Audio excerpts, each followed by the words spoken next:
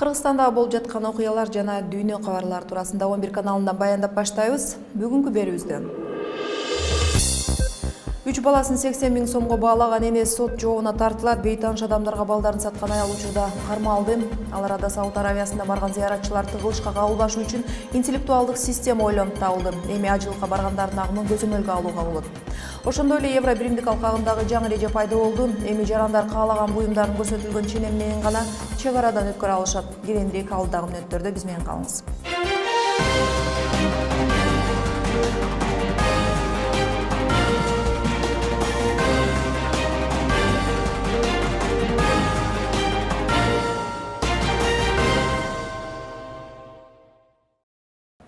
Кызматыңыздарда мен Азика Атамбекова, кутман кечиңиздер менен. Оолу жергиликтүү жаңылыктардан Сокулук районундагы Асылбаш айылынын тургуну аялынын үстүнөн милицияга арыз жазып 3 баласын сатып салганын айткан. 2014-жылы анын аялы жаш жетелек 2 баласын бейтааныш кишилерге 80 миң сомго сатып жиберген деп шектелип жатат. Андан кийин жаңы төрөлгөн кызын Чүй облустук төрөтүүнүн акушерлерине 2 миң сомго соодалаганы да айтылууда. Кылмышка шектелген аял кармалып, Сокулук ички иштер бөлүмүнө убактылуу кармоо жайына камакка алынып, тергөө иштери жүрүүдө. Аялга карата кылмыш жаза кодексинин адам сатуу боюнча кылмыш иши козголду. Сауд Арабиясына барган зыяратчылар тыгылышка кабылбашы үчүн интеллектуалдык система ойлонуп табылды. Ал аркылуу ажылыкка баргандардын агымын көзөмөлгө алууга болот. Райс системасы ажылыкка келгендердин коопсуздугун сактаганга өбөлгө түзөт. Ал шаарга жайгашкан 50 видео камеранын жардамы менен ишке ашат. Тагыраагы зыяратчылардын агымы көзөмөлгө алынат. Ал арада Кыргызстан мусулмандарынын дин башкармалыгы зыяратчылар үчүн кийим тигүүгө сынак жарыялаганын аталган мекеме билдирди. Катышуучулар муфтийдин атына жазылган арыз менен бирге ишкана документтерин жана лицензиясынын көчүрмөсүн, аялдар жана эркектер кийиминин үлгүлөрүн тапшырышы керек. Муфтий сынакка катышуу үчүн арыздар 1-марттан баштап 22-мартка чейин кабыл алынаарын белгилейт. Кыргызстандагы жаңылыктарды улантабыз. Евро биримдик алкагындагы жаңы эреже киргизилди. 10-марттан баштап биримдикке мүчө болгон өлкөлөргө учкандар же чек ара аркылуу өткөндөр белгиленген өлчөмдөгү жүктү гана алып өтүүгө туура келет. Бул чек аралардан кирип чыгуу жана бажы бекеттерин алып салуу санынын көбөйүшү, контрабандалык жол менен ташылып жаткан көрүнүштөрдү алдын алуу максатында киргизилди. Ага ылайык, эгер турист окшош буюмдарды алып өтүп жатса, чек арачылар атайын уруксат кагаздарын талап кылууга укугу бар. Кыргызстан Евразиялык экономикалык биримдикке мүчө болгондон кийин чек арасын уюмга мүчө башка өлкөлөргө ачып, бажы бекеттери жоюла баштады. Бирок бул нерсе өлкөгө жана андан сырт контрабандалык жүк ташууга мүмкүнчүлүк ачты. Бул себептүү Кыргыз өкмөтү чек араны кесип өтүүнүн жаңы эрежелерин иштеп чыгууга мажбур болгонун айтууда. Бирок бул жаңы эрежелер жүк ташыган ишкерлерге гана эмес, туристтерге да багытталат. Товарларды өткөрүлө тургандыгы тууралуу алдын ала кабарлоо тартиби кирип иштей баштайт. Бул тартип 2016 жылдын 27-январындагы номер 38 токтом менен бекитилген. Мындан сырткары ушул токтом менен бул кабарлоосуз товарларды алып кирүүгө кирген тизмеги да бекитилген. Быйылкы жылдын 10-мартынан баштап Кыргызстан Евразия экономикалык биримдик аймагынан чыгып кетип жаткан жарандар жана ошондой эле Кыргызстанга бул өлкөлөрдөн кирип келген жарандар тегиз өзгөчө кылдат текшерүүдөн өткөрүлөт. Эгерде сиздин жүгүңүздөн окшош буюмдар табылса, бажы кызматчылары сизден мамлекеттик салык кызматына атайын документ талап кылууга милдеттүү болушат. Ал документте сиз кандай буюм жана канча өлчөмдө алып кетип жаткандыгыңыз жөнүндө маалымат камтылышы керек. Эгер андай документ болбосо, сапарыңыздан калып, анысыз келгенсип, чек арада жүгүңүздү таштап кетүүгө туура келет. Бул чаранын негизги максаты импорттолуучу ата мекендик өндүрүүчүлөр үчүн бирдей атаандаштыкты камсыз кылуу экендигин салык кызматынан эскертишет. Все это отрицательно, как вы понимаете, влияет на... Мунун баары бюджеттин киреше бөлүгүнө терс таасирин тийгизет. Башкача айтканда, бюджетте салык түшпөй жатат. Ал эми экинчи жагынан тиешелүүлүгүнө жараша биздин ата мекендик өндүрүш жана ички ачык бизнес жасаган салык төлөөчүлөргө бирдей шарт түзүп беришибиз керек. Бул жерде ишкерлер жабыркап калышы мүмкүн. Ошол эле жоого ылайык темир жол жана аба транспорт аркылуу Кыргызстандын мамлекеттик чек арасы аркылуу жүктөрдү ташып өтүүгө ниеттенген салык төлөөчү биринчи салык органдарынан кабарлоого милдеттүү. Бул үчүн импорттоочу же экспорттоочу 3 нускада 30 күндүн ичинде ташып өтүү күнүн белгилеген документ толтурушу керек. Баарын салык кызматы тастыктап, штамп койгондон кийин гана өткөрүлөт.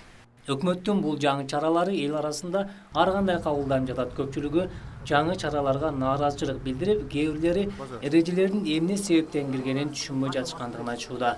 Исмат Ибрагимов, 11 каналы.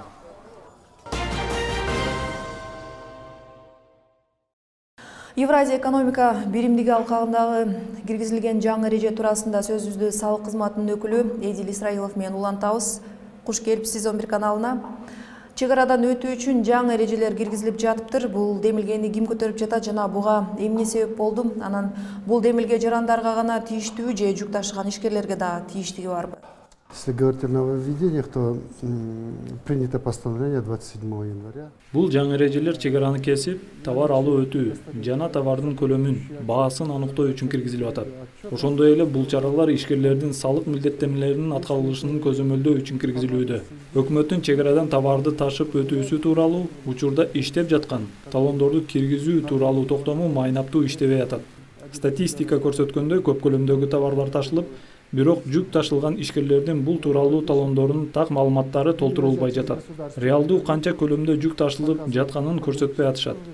Мисалы, миңдеген тонна ун Кыргызстанга ташылып кирип, бирок ал ундардын баасы 2 сомдон 5 сомго чейин деп көрсөтүлүп атат. Бирок чындыгында базарда унга болгон кадимки баа жок дегенде 20 сомго барат. Ошондой эле маргарин майдалалы. Ал дагы өлкөгө көп көлөмдө ташылып алынып келинет. Бирок документте ага болгон баа 50 тиын деп көрсөтүлүүдө. Айта берсем мисал көп. Шекерди, күрүчтү да ташып өтүүдө ушундай эң төмөн бааларды көрсөтүп, алып өтө беришет. Курулуш материалдарын ташууда деле ошондой көрүнүш. Эгер рынокто токой материалдардын 1 куб 10 000 сомдон болсо, документте аны 2 000 сом деп эле көрсөтүп коюшат. Дагы бир маселе, ташылып жаткан товарлардын баасы эле эмес, көлөмү да 2-3 эсе азайтып коюу деген бар. Бул алар ушундай жолдор менен кирешелерди жашырып атышат дегенди билдирет. Өз кезегинде, бул нерсе салыкты өз убагында төлөгөн жарандарыбызга тең ата менен конкуренция, атаандаштыкты жаратып атат.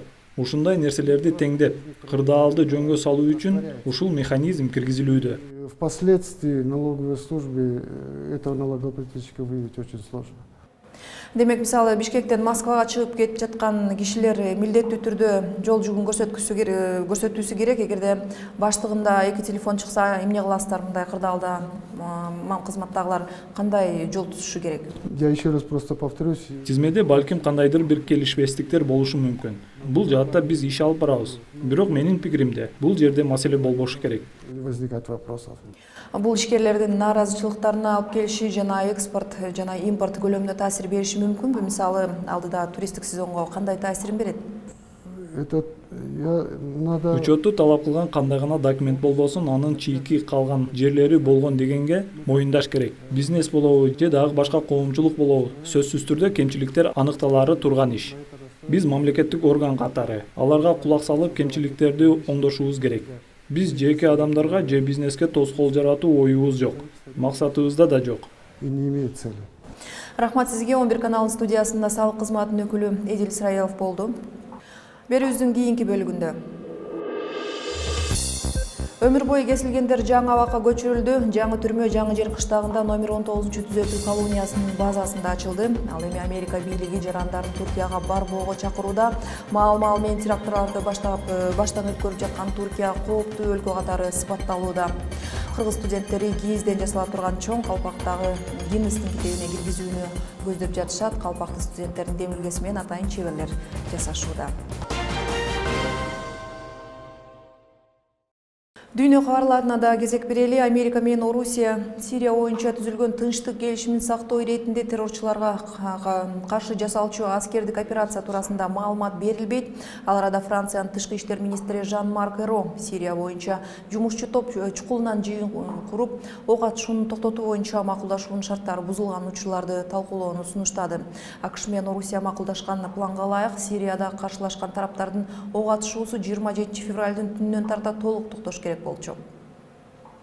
Ошол эле маалда Американын мамлекеттик департаменти соңку кездери Туркияда болгон кош жарылуулардан улам кооптуу экенин билдирет. Ушундан улам Америка жарандарын айрыкча Сирия менен чектешкен Туркиянын түштүк-чыгыш тарабына сапарга чыгуудан баш тартууну керектигин белгилешүүдө. Ошондой эле эл көп топтолгон жерлерден улак болууга чакырат. Казакстандын улуттук банкы $2000 жогору каражатты алмаштырууга документ керек деген эрежени киргизди. Бул биринчи кезекте акча алмаштыруу жайларынын ачык иштешине жана калкка сапаттуу кызмат көрсөтүүнү жакшыртуу максатын көздөйт.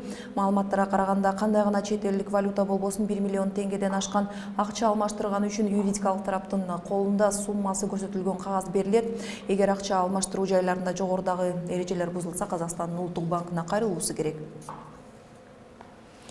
Кыргызстанда өмүр бою эркинен ажыратылган үчүн өзгөчө режимдеги колония иштеп баштады. Жаңы түрмө Жаңы Жер кыштагында номер 19 түзөтүү колониясынын базасында ачылды. Өмүр бою эркинен ажыратылгандар отурган камераларга жаңы эмерек коюлду, жаңы матрастар, шейшектер жана идиш-аяк радиоточка менен камсыз болушту. Кыргызстанда өмүр бою эркинен ажыратылган 306 адам бар, алардын 56% биринчи жолу соттолгондор. Кыргызстандык студенттер кийизден жасала турган чоң калпакты Гиннестин китебине киргизүүнү көздөп жатышат. Узундугу 3 метр болгон калпак 5 март ак калпак күнүнө карата жасалууда. Ак кийизден тигилип, оймолору кара түстө болот. Максаты улуу баалуулуктарды даңктоо, урматтоо болуп саналат. Калпакты студенттердин демилгеси менен атайын чеберлер жасашууда. Кеткен чыгымды студенттер өзүлөрү чогулткан. Күндүн башкы окуялары мына ушундай болду. Көңүл бурганыңыздар үчүн чоң рахмат. Саламатта калыңыздар.